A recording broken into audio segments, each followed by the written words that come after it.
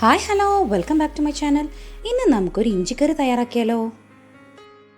ഒരു 100-150 ഗ്രാമോളം ഇഞ്ചിയാണ് ഞാനിവിടെ എടുത്തിട്ടുള്ളത്. നന്നായിട്ട് തൊലിയെല്ലാം കളഞ്ഞ് കഴുകിയെടുത്തതാണിത്. ചെറിയ കഷ്ണങ്ങളായിട്ട് മുറിച്ചിട്ട് ഒരു 3-4 പ്രാവശ്യം മിക്സിയുടെ ചെറിയ ജാറിലിട്ടൊന്ന് കറക്കിയെടുത്തതാണ് ഇത്. അപ്പോൾ പ്രത്യേകം ശ്രദ്ധിക്കണം, അരഞ്ഞു പോകരുത്. ചെറുതായിട്ടൊന്ന് പൊടിഞ്ഞ് കിട്ടുന്ന പരുവത്തിലാണ് ഈ ഒരു ഇഞ്ചി ഞാൻ ചതച്ചെടുത്തിട്ടുള്ളത്. നമുക്ക് അമ്മിക്കല്ലിൽ ചതച്ചെടുക്കാം കേട്ടോ. അപ്പോൾ മിക്സിയിലാവുമ്പോൾ നമ്മൾ ഒരുപാട് ഇട്ട് കഴിഞ്ഞാൽ അരഞ്ഞങ്ങ് പോകും. നമുക്ക് ആ ഒരു പരുവം വേണ്ട.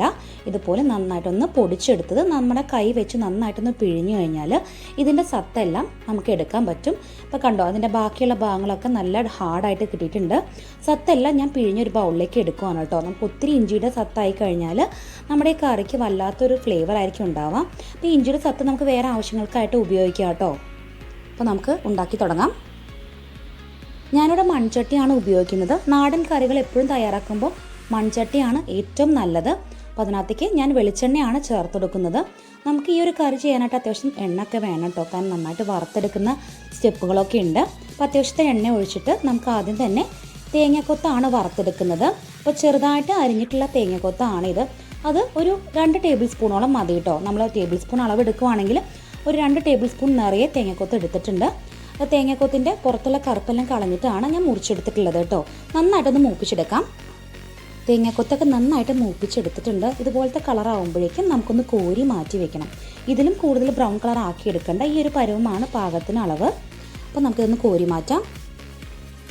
4 പച്ചമുളകാണ് വട്ടത്തിൽ അരിഞ്ഞ് ചേർത്തെടുക്കുന്നത്. അതുപോലെ തന്നെ ഒരു 10 ചുവന്നുള്ളി നല്ലോണം ചെറുതാക്കി നൈസായിട്ട് അരിഞ്ഞിട്ടുള്ളതാണിത്. ഇതും കൂടി ചേർത്ത് നന്നായിട്ടൊന്ന് മൂപ്പിച്ചെടുക്കുകയാണ്. അപ്പോൾ നമ്മൾ നേരത്തെ തേങ്ങ വറുത്ത് കോരി അതേ എണ്ണയിലിട്ടിട്ടാണ് ഇതും ചെറുതായിട്ടൊന്ന് മൂപ്പിച്ചെടുക്കുന്നത്. ഒരുപാട് ബ്രൗൺ കളർ ആവുന്നത് വരെ മൂപ്പിക്കേണ്ട. ചെറുതായിട്ട് ഇതിൻ്റെ കളറൊന്ന് മാറി വരുന്ന സമയം വരെ ഒന്ന് മൂപ്പിച്ചെടുക്കണം. കാരണം ഒരുപാട് ബ്രൗൺ കളർ ആക്കി കഴിഞ്ഞാൽ നമുക്ക് അതിൻ്റെ ഒരു പരുവം ശരിയായിട്ട് കിട്ടില്ല. അപ്പോൾ നിങ്ങൾക്ക് കണ്ടാൽ മനസ്സിലാവും ചെറുതായിട്ട് അതിൻ്റെ കളറൊന്ന് മാറി വന്നിട്ടുണ്ട്. ഈ ഒരു സമയത്ത് ഇതൊന്ന് കോരി മാറ്റി വയ്ക്കാം. ഇനി നമുക്ക് ഇഞ്ചിയാണ് വറുത്തെടുക്കാൻ പോകുന്നത്. നമ്മൾ ഇഞ്ചി വറുത്തെടുക്കാനാണ് പോകുന്നത്. നമ്മൾ ഇതിലെ സത്തെല്ലാം പിഴിഞ്ഞെടുത്തതാണ്. അതുകൊണ്ട് തന്നെ പെട്ടെന്ന് തന്നെ മുരിഞ്ഞ് കിട്ടും. ഒരുപാട് സമയമൊന്നും വേണ്ട ഈ ഒരു ഇഞ്ചി ഒന്ന് വറുത്തെടുക്കാനായിട്ട്. അപ്പോൾ നമ്മൾ മീഡിയം ഫ്ലെയിമിൽ ഇട്ട് കൊടുത്താൽ മതി. പെട്ടെന്ന് കരിഞ്ഞൊക്കെ പോവാതിരിക്കാൻ വേണ്ടിയിട്ടാണ് ഒരു മീഡിയം ഫ്ലെയിമിൽ ഇട്ടിട്ട് വറുത്തെടുക്കാൻ പറയുന്നത്. കാരണം നമ്മൾ ചട്ടിയാണ് ഉപയോഗിക്കുന്നത്. അപ്പോൾ നല്ലോണം ചൂടൊക്കെ നിൽക്കും. അപ്പോൾ നന്നായിട്ടൊന്ന് വറുത്ത് ചുരുങ്ങി വരട്ടെ. അപ്പോൾ നമ്മുടെ ഇഞ്ചിയൊക്കെ നന്നായിട്ട് വറുത്തെടുത്തിട്ടുണ്ട്. നല്ലോണം കളറൊക്കെ മാറിയിട്ടുണ്ട്. അത് നന്നായിട്ട് ചുരുങ്ങി നമുക്ക് ഈ ഒരു പരുവത്തിലാണ് കേട്ടോ കിട്ടും. നല്ലോണം വറുത്തെടുത്തിട്ടുണ്ട്.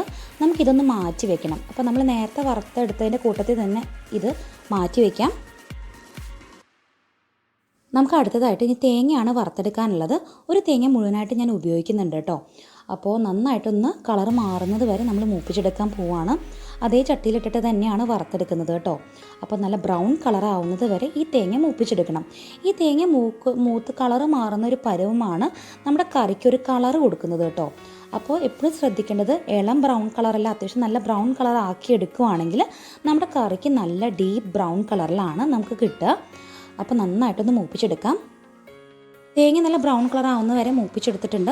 ഇനി ഫ്ലെയിം ഓഫ് ചെയ്തതിന് ശേഷം മാത്രമാണ് പൊടികൾ ചേർത്തെടുക്കാൻ പാടുള്ളൂ. കാരണം നമ്മൾ ചട്ടിയിലല്ലേ നമ്മളിതൊക്കെ മൂപ്പിച്ചെടുത്തിട്ടുള്ളത്. അപ്പോൾ നല്ല ചൂട് കാണും. അപ്പോൾ 2 ടീസ്പൂണോളം മല്ലിപ്പൊടി, 1 ടീസ്പൂൺ കാശ്മീരി ചില്ലി പൗഡറും 1 ടീസ്പൂൺ നല്ല എരിവുള്ള മുളക് പൊടിയാണ് ചേർത്തെടുക്കുന്നത്. അതിലേക്ക് 1/2 ടീസ്പൂണോളം മഞ്ഞൾപ്പൊടി നമ്മൾ ഇട്ട് കൊടുക്കുന്നുണ്ട്. ഇതെല്ലാം ഇട്ടിട്ട് നമ്മൾ അവസാനമായിട്ട് ഒരു നുള്ള് കായത്തിൻ്റെ പൊടിയും അതുപോലെ ഒരു 4 മണി ഉലുവയും ഞാൻ ഇട്ട് കൊടുക്കുന്നുണ്ട് കേട്ടോ. അത് ആക്ച്വലി ഷൂട്ട് ചെയ്യാനായിട്ട് വിട്ടുപോയി. അതും കൂടി ചേർത്ത് നന്നായിട്ടൊന്ന് ഇളക്കി മിക്സ് ചെയ്ത് കൊടുക്കാം. ഇത് ചൂടാറിന് ശേഷം നമുക്ക് മിക്സിയിൽ 1 ഗ്ലാസ് വെള്ളം ഒഴിച്ച് നന്നായിട്ടൊന്ന് അരച്ചെടുക്കണം. നല്ലോണം അരയ്ക്കണം കേട്ടോ. നല്ല മഷി പോലെ അരച്ചെടുക്കണം. ഞാൻ വെളിച്ചെണ്ണ നന്നായി ചൂടായി വന്നപ്പോഴേക്കും നമ്മൾ കടുക് താളിച്ചെടുക്കാനാണ് പോകുന്നത്. അപ്പോൾ ഇതിനകത്ത് ഞാൻ ഉലുവയൊന്നും ഇടുന്നില്ല. 1 ടീസ്പൂണോളം കടുക് ഇട്ട് കൊടുത്തിട്ടുണ്ട്. നന്നായിട്ടൊന്ന് പൊട്ടി വരട്ടെ. ഈ കടുക് താളിക്കുന്നതിൻ്റെ കൂട്ടത്തിൽ തന്നെ നമ്മൾ നേരത്തെ വറുത്ത് മാറ്റി വെച്ചിട്ടുള്ള എല്ലാ ചേരുവകളും ഇതിനോട് ചേർത്ത് മിക്സ് ചെയ്ത് കൊടുക്കും. അപ്പോൾ കടുകെല്ലാം നന്നായിട്ട് പൊട്ടി വന്നിട്ടുണ്ട്. ഒരു 5 ചെറിയ ഉള്ളി ചെറുതായിട്ട് അരിഞ്ഞതാണ് ചേർത്ത് കൊടുക്കുന്നത് കേട്ടോ. ഒരു 5 എണ്ണം നമ്മൾ എടുക്കണം. 5 തൊട്ട് 6 വരെ എടുക്കാം. അപ്പോൾ നന്നായിട്ട് ചെറുതായിട്ട് അരിഞ്ഞത് വേണം ചേർത്തെടുക്കാനായിട്ട്. ഒരുപാട് കട്ടിയിലൊന്നും അരിയണ്ട, ചെറുതായിട്ട് അരിഞ്ഞു കൊടുത്താൽ മതി. നന്നായിട്ടൊന്ന് മൂപ്പിച്ചെടുക്കാം കേട്ടോ. കളറൊന്ന് മാറി വരുമ്പോഴേക്കും നമുക്ക് വറ്റൽമുളകും വേപ്പിൻ്റെ ഇലയും ചേർത്തെടുക്കാം. ചുവന്നുള്ളി പകുതി മൂപ്പായപ്പോഴേക്കും ഞാൻ കറിവേപ്പിലയും വറ്റൽമുളകും ചേർത്ത് കൊടുക്കുകയാണ്. ഒരു 4-5 വറ്റൽമുളക് നന്നായിട്ട് കീറി ചേർത്ത് കൊടുത്താൽ മതി. നന്നായിട്ടൊന്ന് മൂപ്പിച്ചെടുക്കാം. ഇതൊന്ന് മൂത്ത് വരുന്ന സമയത്ത് നമുക്ക് ബാക്കിയുള്ള ചേരുവകളെല്ലാം ചേർത്ത് നന്നായിട്ടൊന്ന് ചൂടാക്കി എടുക്കാനാണ് പോകുന്നത്. ഈ ഒരു സ്റ്റെപ്പ് നിർബന്ധമാണ് കേട്ടോ.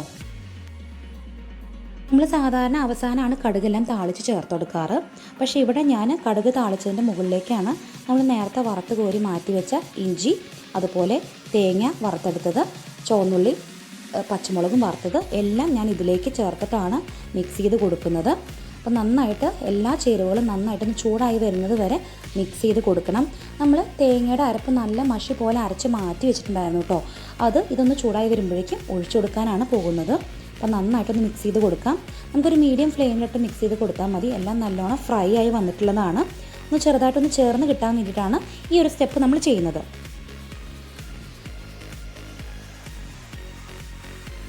നമ്മുടെ ഈ കൂട്ട് നന്നായിട്ടൊന്ന് ചൂടായി വന്നിട്ടുണ്ട്.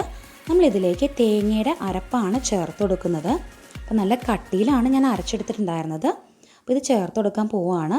അപ്പോൾ നല്ല കട്ടിയിലായതുകൊണ്ട് തന്നെ മിക്സിയുടെ ജാറിലൊക്കെ നിറയെ അരപ്പ് ബാക്കി ഒട്ടിപ്പിടിച്ചിട്ടുണ്ടാവും. അപ്പോൾ അതിലേക്ക് ഒരു ഗ്ലാസ് വെള്ളം ഒഴിച്ച് നന്നായിട്ട് മിക്സ് ചെയ്തിട്ട് ഇതിലേക്ക് ചേർത്ത് ചെറുതായിട്ടൊന്ന് ചൂടാക്കി എടുക്കാനാണ് പോകുന്നത്. ഇതിപ്പോൾ നല്ല കട്ടിയിലാണ് ഇരിക്കുന്നത്. നമ്മുടെ മിക്സിയിൽ ഉള്ള ബാക്കിയുള്ള അരപ്പ് നമ്മൾ വെള്ളം ഒഴിച്ച് മിക്സ് ചെയ്തിട്ട് ഇതിലേക്ക് ഒഴിച്ച് ഇതിൻ്റെ കട്ടിയൊന്ന് കുറച്ചെടുക്കാനാണ് പോകുന്നത്. നമുക്ക് ഇത്രയും കട്ടി വേണ്ട കേട്ടോ. നമുക്ക് ഇത്രയും കട്ടിയിൽ ചെയ്ത് ഇതിൻ്റെ ഫ്ലേവർ കറക്റ്റായിട്ട് കിട്ടില്ല. കുറച്ചുകൂടി നമ്മൾ ലൂസാക്കി എടുക്കണം. അതുപോലെ തന്നെ അവസാനം നമ്മൾ കുറച്ച് പുളിവെള്ളം ഒഴിച്ചു കൊടുക്കുന്നുണ്ട്. നമ്മൾ ആവശ്യത്തിന് വെള്ളം ഒഴിച്ചു കൊടുത്തിട്ടുണ്ടായിരുന്നു. ഇപ്പോൾ നമ്മുടെ കറി കുറച്ച് ലൂസായിട്ടുണ്ട്. ഇതിലേക്ക് നമുക്കൊരു നാരങ്ങയുടെ വലുപ്പത്തിൽ പുളി വെള്ളത്തിൽ കലക്കിയതാണ് ഞാൻ ഒഴിച്ചു കൊടുക്കുന്നത് കേട്ടോ. അപ്പോൾ ആ പുളിയും കൂടി ചേർത്തതിന് ശേഷം ഒന്ന് മിക്സ് ചെയ്ത് കൊടുക്കണം. ഈ സമയത്ത് നമുക്ക് ഉപ്പൊക്കെ നോക്കാം. അതുപോലെ പുളി കുറവാണെങ്കിൽ കുറച്ചുകൂടിയൊക്കെ ചേർത്ത് കൊടുക്കാം. ഇപ്പോൾ തന്നെ നമ്മുടെ കറി റെഡിയാണ് കേട്ടോ. അപ്പോൾ കുറച്ച് കട്ടിയുണ്ടെന്ന് തോന്നുവാണെങ്കിൽ കുറച്ച് ചൂടുവെള്ളം ഇതിലേക്ക് ഒഴിച്ചു കൊടുത്താൽ മതി. പച്ചവെള്ളം ഒരിക്കലും ഒഴിക്കരുത്. ഇളം ചൂടുവെള്ളം വേണം ഇതിലേക്ക് ഒഴിച്ചു കൊടുക്കാനായിട്ട്. ഇപ്പോൾ നമ്മൾ ഉപ്പ് ചേർത്തിട്ടില്ല. നമ്മൾ ഉപ്പിനി ചേർത്ത് കൊടുക്കാനാണ് പോണത്. ഇപ്പോൾ അവസാനത്തെ സ്റ്റേജിലാണ് ഞാൻ ഉപ്പ് ചേർക്കുന്നത് കേട്ടോ. ഉപ്പ് ചേർത്ത് കൊടുക്കാണ് കേട്ടോ. നന്നായിട്ടൊന്ന് മിക്സ് ചെയ്ത് കൊടുക്കാം.